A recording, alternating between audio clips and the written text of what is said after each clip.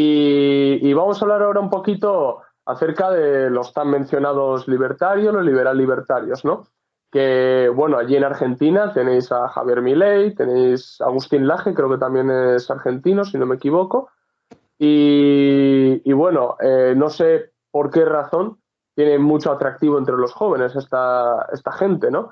Y bueno, quiero que nos digáis un poquito qué opinión tenéis de estos elementos libertarios y por qué creéis que han cogido fuerza esta última década. Que aparezca Milei es una, digamos, es finalmente consecuencia del proceso de decadencia infinito, digamos, o sea, que sea viable un Milei hasta mediáticamente, ¿se entiende, no? Que venga un tipo y pueda gritar esas barbaridades, es justamente, está expresando, como dice Javier, perfectamente una necesidad del capital en Argentina, más allá de que después su discurso expresado en la forma en la que él lo expresa, digamos, y la construcción política que se hace alrededor de eso, sea viable de aplicar en una sociedad tal como es la sociedad argentina, con una clase trabajadora que, si bien, digamos, nunca ha pasado a la ofensiva, siempre ha tenido una gran capacidad de resistencia frente al ajuste, lo cual hace que también todos los planes del capitalismo queden truncos y quede esta especie de situación de lodazal, digamos, en la cual no se puede mover ni para adelante ni para atrás la cosa, ¿no?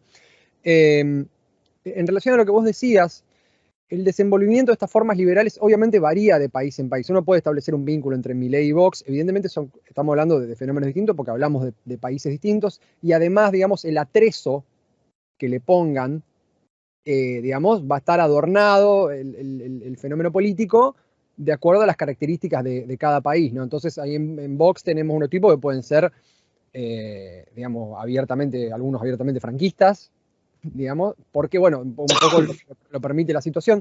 Lo terrible, digamos, en Argentina siempre ha estado esta cuestión de la memoria, de un gran repudio a todo lo que fue la dictadura militar. Pero claro, lo terrible es que ahora este tipo, Milei, digamos, empieza a expresar barbaridades que serían imposibles de aplicar, pero lo que hacen es mover un poco la ventana de Overton, un poco lo que decía Javier, ¿no? Lo aceptable. Entonces, el otro día, hace unos días, apareció Milei en un programa de televisión explicando que él, si él pudiera, eliminaría de la Constitución el artículo 14 bis, que es el artículo que da una serie de derechos civiles, digamos, que es una locura, ¿entiendes? No dejan ambas igual, ya sea Vox o Milei, formas de ser formas más bien consecuentes de desplegar el ser y las propias relaciones, digamos, que proponen los liberales. En tanto, ¿cuál es el error ideológico que vos, bueno, la pregunta original que vos habías hecho? Lo que pensamos un poco con Javier acá es que el principal error que tienen los liberales, ya hablando más de esta ola de influencers, ¿no? Y de esta moda, por llamarlo de alguna forma, el principal error, y que no es un error exclusivo de los liberales, ¿no? Pero que ellos hacen gala, digamos, de esta falacia a lo absurdo, ¿no? Es el de naturalizar las relaciones sociales, las relaciones económicas. ¿Sí? Uno mira cualquier material de esta gente y se encuentra que desde Javier Milei dando una charla TED, hasta el último idiota que reproduce, que escribe comentarios de YouTube todo en mayúscula, reproduciendo la idiotez que dijo Milei, se encuentra siempre lo mismo, ¿no? Que aquellas formas que toman las relaciones sociales, las acciones humanas, que son en realidad específicas del capitalismo, y que, o sea, que son específicas de un momento puntual de la historia, aparecen para ellos como generales e inmutables para todo momento histórico y para toda la humanidad, ¿sí? Entonces, así es como te explican a cara de piedra que el Imperio Romano se cayó por culpa del socialismo, o que un tipo que estaba ahí con un taparrabo, con una lanza cazando un mamut, era un protoempresario, o que el socialismo, como decía no me acuerdo el nombre, Nicolás Moraz, ¿era? No me acuerdo el nombre del tipo. El socialismo, la lucha entre el capitalismo y el socialismo tiene 3000 años, bueno, o sea, se entiende, ¿no? Una serie de ideas completamente delirantes, ¿no? Acompañando a todo esto está la idea de separar el capitalismo justamente de la realidad histórica y material, ¿no? Se presenta el capitalismo, esto ya lo hemos hablado en otro momento, como una serie de comportamientos, ¿no? O sea, se hace una especie de desdibujamiento de qué quiere decir un modo de producción. Entonces, tenemos presentado de diferentes formas, ¿no? Con diferente grado de intensidad, la idea, o el intento de instalar la idea de que el capitalismo Es una serie de comportamientos antes que una serie de relaciones socioeconómicas, ¿no? Capitalismo es cuando yo tengo respeto por el sacrificio ajeno, capitalismo es cuando yo ahorro plata y puedo poner mi negocio, capitalismo es cuando yo me sacrifico, digamos, cuestiones que tienen más que ver con el ámbito de lo moral o del comportamiento y que pueden estar perfectamente, digamos, un tipo puede poner una empresa con mucho sacrificio o puede no estar. En realidad no tiene nada que ver con que eso deja de ser el capitalismo, ¿no? Se ignora completamente el rol de las relaciones asalariadas, del capital, o sea, de todas las relaciones económicas que hacen al modo de producción capitalista. Y cuando se tocan estos temas, se los presenta como si fueran realidades inmutables, presentes desde los albores de la humanidad, ¿no? Entonces aparece esta cuestión, lo que decía al principio, ¿no? De la falacia naturalista.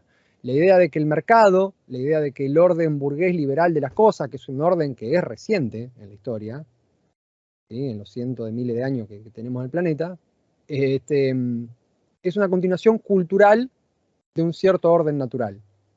Que el mundo solo puede ser, o sea, que el mundo solo puede explicarse con las categorías que explican al mundo hoy. Es decir, es una idea prácticamente religiosa. ¿Sí? O sea, no difiere a grandes rasgos de cómo le explicaría un sacerdote a un campesino en el medioevo la estructura del mundo. ¿Sí? Formulaciones del estilo, la propiedad privada es natural, la idea en general de que el capitalismo es una especie de fatalidad inevitable, ¿no? De que la competencia es la actitud natural entre los seres humanos, son la moneda común. ¿No? Y la oposición a cualquiera de estas cuestiones medio dogmáticas se llama socialismo. ¿Sí? Entonces ahí lo que encontramos es básicamente una sopa de letras donde se agarran las palabras, se las ponen en cualquier lado para querer decir cualquier cosa, con cero arreglo al peso histórico, digamos, de qué puede haber querido decir socialismo en diferentes momentos de la historia y en diferentes contextos, en diferentes discusiones, ¿no? ¿De qué pasa esto? Justamente si el capitalismo es la forma natural que toma la vida humana, que está el intento de instalar este sentido común, digamos, no cabe ningún cuestionamiento posible, y ese cuestionamiento es el socialismo, es el diablo. ¿Sí? Y si parece que uso este término un poco ridículo, ¿no? El socialismo es el diablo, y si parece que también hablo de esta gente como si se manejara en términos dogmáticos, casi religiosos, es porque literalmente lo hacen ellos mismos. ¿No? Hace unos días me llegaba un video de Huerta de Soto que explicaba que el Estado es el demonio. O sea, con esas palabras. Ese es el nivel también. Ese es el nivel. El Imperio Romano socialista, el Estado es el diablo, ese es el nivel. Entonces tenemos algunos que están tan enajenados que son capaces de decirte, a la vez, que el capitalismo es el responsable de todo lo bueno que existe en el mundo. Irónicamente, reproduciendo las palabras casi del propio Marx. ¿No? Diciendo, pero mirá lo que es el mundo ahora, mirá el nivel del desarrollo de las fuerzas productivas. Sí, eso lo dijo Marx.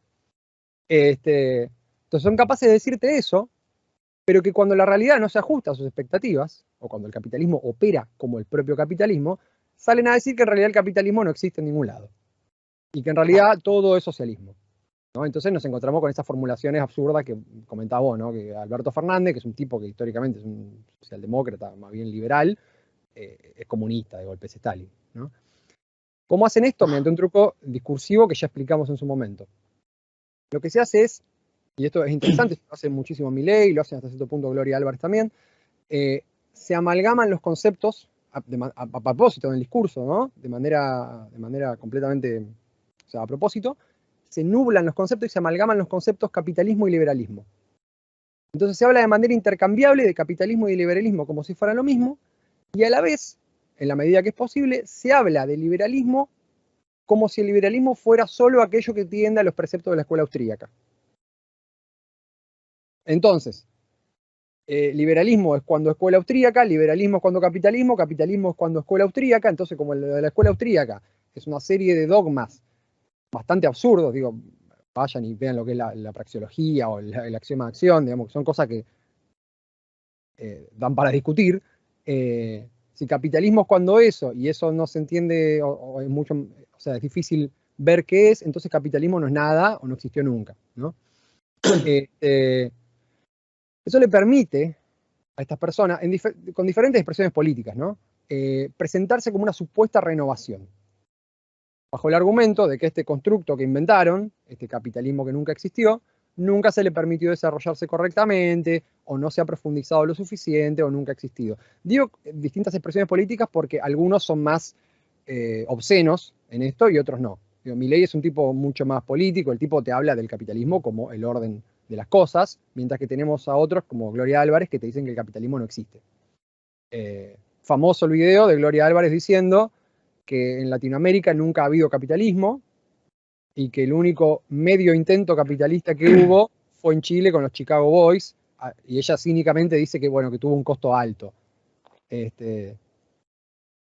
lo irónico de todo esto es que reedita finalmente aquella acusación que históricamente los defensores del capitalismo, o los anticomunistas en general, han lanzado contra el comunismo, ¿no? Siempre está ese lugar común del comunista haciéndose el gil y diciendo, no, bueno, tal cosa no es verdadero comunismo, tal otra no, pero finalmente esto de correr la portería, ¿no? De correr el arco, es literalmente el modus operandi del discurso de esta gente. El punto es que no pueden dar un fundamento científico a las caracterizaciones que hacen y terminan diciendo que, por ejemplo, como decía recién, que el capitalismo es el respeto irrestricto por el proyecto de vida del prójimo, la tendencia a ahorrar, la creatividad del empresario y qué sé yo. Pero incluso si aceptáramos que el capitalismo es eso, y no un modo de producción que se basa en la valorización del capital y todo lo que ya dijimos, no pueden ligar de ninguna manera esas ideas, estos deseos, con la realidad. No pueden decirnos cuáles son las potencialidades que la realidad tiene bajo su forma actual para desenvolverse en la dirección que ellos dicen que debiera, ¿no? Esto quedó claro en un debate que tuvimos, que tuvo Javier con un colaborador nuestro en nuestro canal, con un par de liberales.